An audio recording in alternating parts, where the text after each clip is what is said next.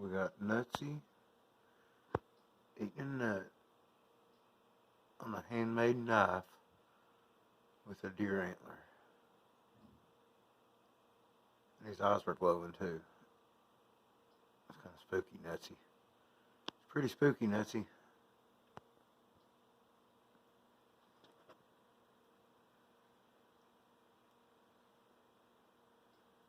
He might be possessed. I think he's turned into a gremlin. His new game now is flying. He's learned to glide.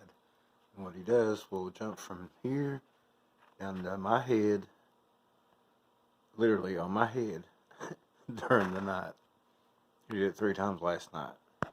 Just now learned to glide like a big boy. It's actually a pretty good picture. I think I'm gonna get it.